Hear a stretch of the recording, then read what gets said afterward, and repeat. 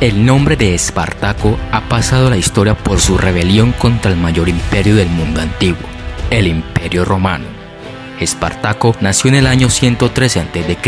en Tracia, hoy en día Bulgaria. Los guerreros tracios solían combatir como mercenarios para las ciudades-estado griegas y posteriormente, tras ser conquistada Tracia por Macedonia, acompañaron al famoso Alejandro Magno en sus conquistas. Espartaco sirvió en las tropas auxiliares como apoyo a las legiones romanas para ayudar en la defensa de Macedonia contra los getas, una tribu bélica que habitaba en lo que ahora es el sur de Rumania. La expansión de Roma por Tracia provocó el descontento de Espartaco, el cual decidió no ayudar más en las tropas auxiliares. Fue capturado y posteriormente condenado a la esclavitud por deserción, una de las peores condenas para un hombre libre. Dada su gran fuerza física y su buena salud, Espartaco fue destinado a trabajar en las canteras de yeso, uno de los trabajos más duros a los que se podía enfrentar un esclavo.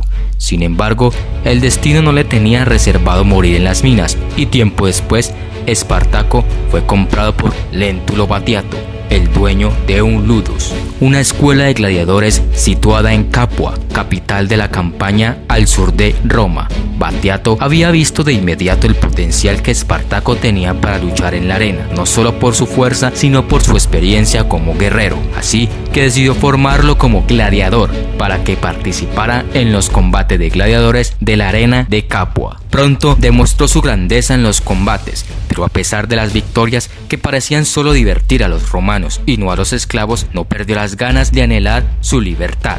Espartaco no era un hombre común, era un guerrero que amaba la libertad por encima de cualquier cosa y que no estaba dispuesto a someterse. Cansado de luchar a muerte para divertir a los romanos, en el año 73 a.C., Espartaco se alzó en armas contra sus dueños y consiguió escapar del ludus de Batiato en compañía de otros 74 gladiadores, entre los que se encontraban los famosos galos Crixo, el celta Cánicos y Enomaos. Las autoridades de Capua, enteradas de lo ocurrido en el ludus de Batiato, enviaron una pequeña fuerza para capturarlos, pero fueron derrotados y pronto cientos de otros esclavos de la zona se escaparon para unirse al grupo. Los gladiadores rebeldes se refugiaron en el monte Vesubio, estableciendo allí una base de operaciones desde la cual lanzaban ataques contra las localidades vecinas, saqueándolas y liberando a los esclavos que encontraban. El tema de los esclavos rebeldes de Capua pasó a manos del gobierno romano,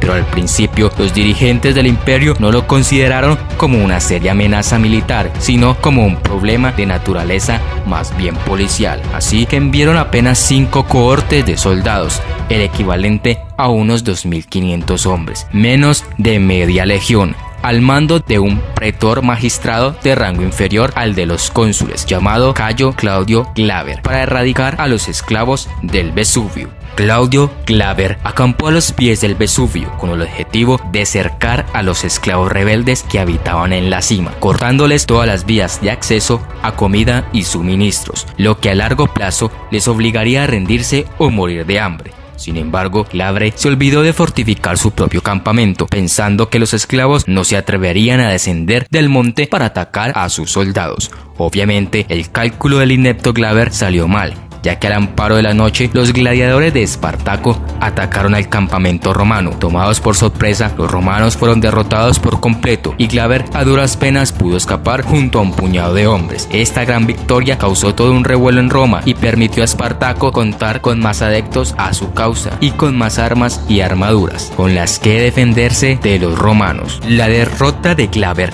irritó al Senado, pero este organismo siguió subestimando a los esclavos rebeldes. Pero decididos a resarcirse de la humillante derrota de Glaber, enviaron contra los esclavos a los pretores Lucio Cocinio y Publio Varinio, a los que se les dio el mando sobre un contingente de más de 10.000 soldados. Sin embargo, ambos pretores decidieron aprovechar la campaña contra los esclavos para obtener réditos políticos y decidieron actuar cada uno por su cuenta, lo que ocasionó que ambos sufrieran duras derrotas a manos de Espartaco. Lucio Cocinio, tras ser derrotado derrotado en varias escaramuzas, fue finalmente asesinado en un ataque enemigo contra su campamento. Varinio, por su parte, consiguió en una ocasión rodear el campamento de los esclavos, pero estos consiguieron escapar durante la noche tras dejar varios muñecos de paja disfrazados para que simularan que todavía quedaban centinelas en el campamento, una clara muestra del ingenio de Espartaco y sus hombres. Obviamente, las fuerzas de Espartaco habían sufrido también bastantes bajas en los enfrentamientos con los pretores romanos.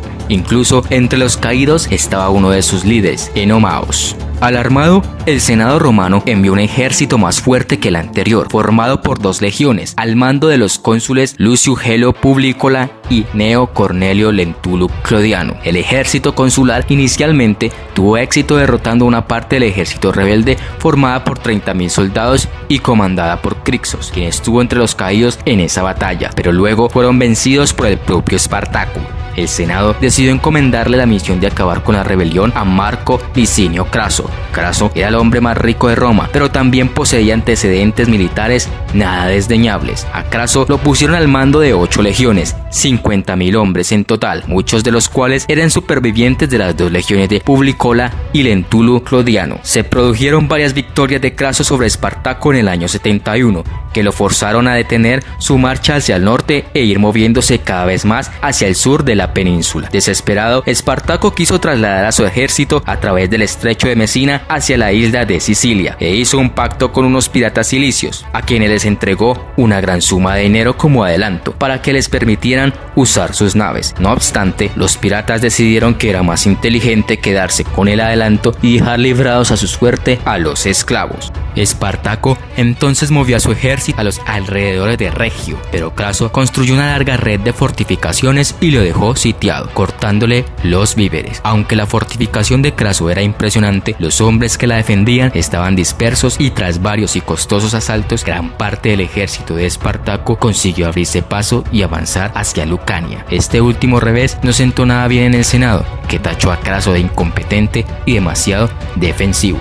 Para desgracia de Espartaco y su causa, se produjo una nueva disensión en sus filas, justo en el momento en que era más importante estar unidos. Un contingente de 30.000 esclavos galos y germanos al mando del exgladiador Gánicos decidió hacer la guerra por su cuenta y tras separarse de Espartaco decidieron atacar a los romanos, siendo totalmente aniquilados por las legiones de Craso en las inmediaciones del Monte Soprano. El ejército de Espartaco comenzó a perder su disciplina y desbandarse. A medida que muchos soldados desertaban e intentaban escapar del cerco de Craso, Espartaco entonces decidió librar una batalla definitiva. Esta última batalla de los esclavos, denominada Batalla del Río Silario, por disputarse en una llanura cruzada por dicho río. El combate fue largo, pues aparentemente muchos de los soldados de Espartaco decidieron pelear hasta la muerte. Si bien concluyó con una victoria definitiva de las tropas romanas comandadas por Craso, el destino final de Espartaco, instigador de la revuelta que pasó a la historia como la Tercera Guerra Servil, llamada así porque a diferencia de las guerras civiles, los enemigos no eran otros ciudadanos romanos, sino meros esclavos. Muchos lo vieron caer en el fragor del combate, pero luego Craso no fue capaz de hallar su cuerpo. Cerca de 60.000 esclavos murieron en la batalla,